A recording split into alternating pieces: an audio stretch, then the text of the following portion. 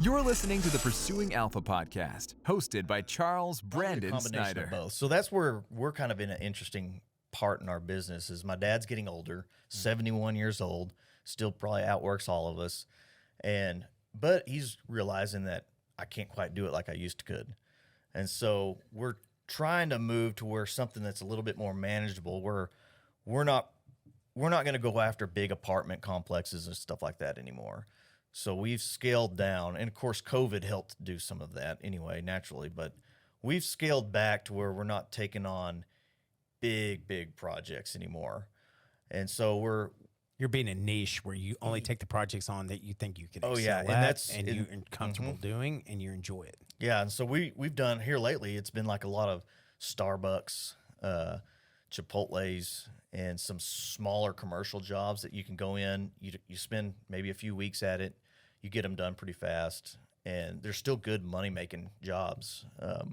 So we're doing more of that and slowing down that way. And so I think what you're telling me, I can't get you on to Jen's project, huh? No, we'd probably still do that. All right, good. I mean, I'm not giving you a choice on that one.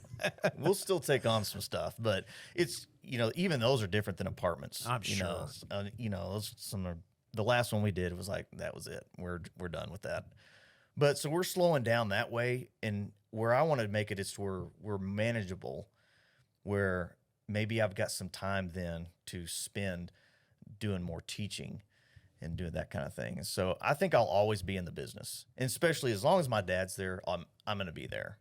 When he decides to just hang it up one day or whatever, we'll make some adjustments. But then, like you said, there's still, 10 or 15 families that rely on us.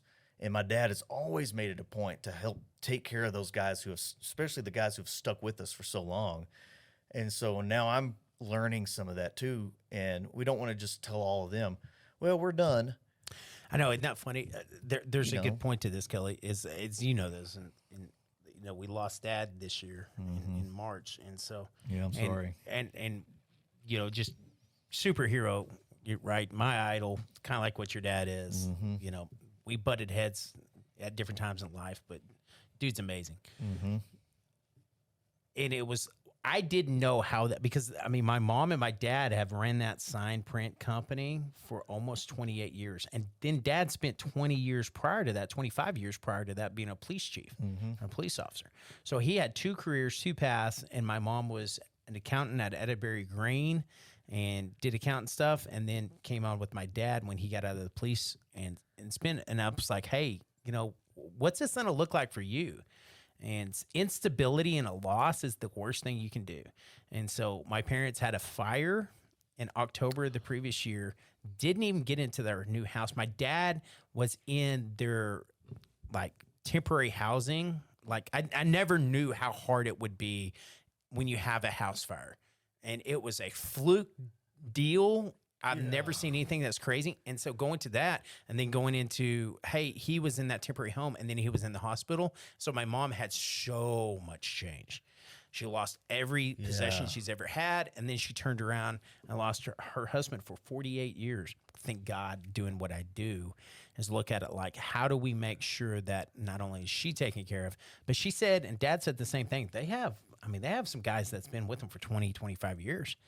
And it's like, how do you don't want to shut it down, right? Yeah. You can't. You pretty much can't. You have that loyalty. They're almost as much as family as what everybody else is. They've been with you through thick and thin. What are you going to do? Walk in and say, hey, sorry about you, go find another job. And all of that time that they've wasted not having that.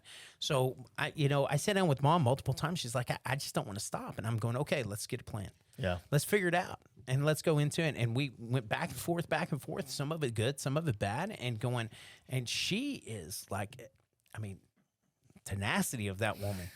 She's a pit bull, right? And she's 66 years old, and she is running both sides of that thing now. Wow. And she's hired a national sales guy that is, has an opportunity to get 100 signs for one of the biggest corporations in the country to do 100 locations. And I'm going, hey, you're rocking and rolling now. And then we have to look past this going, how are you going to do it? How are you going to do it? Right.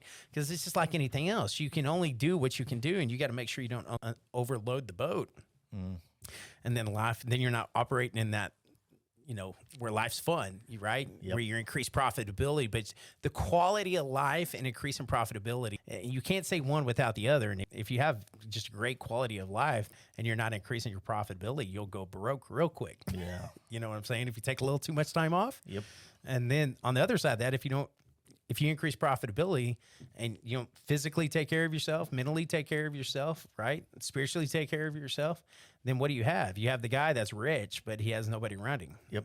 Exactly. Does that make sense? And yeah. he's hollow from the inside out. And so it's a very big dance that every business owner has to take on, and it's pretty neat.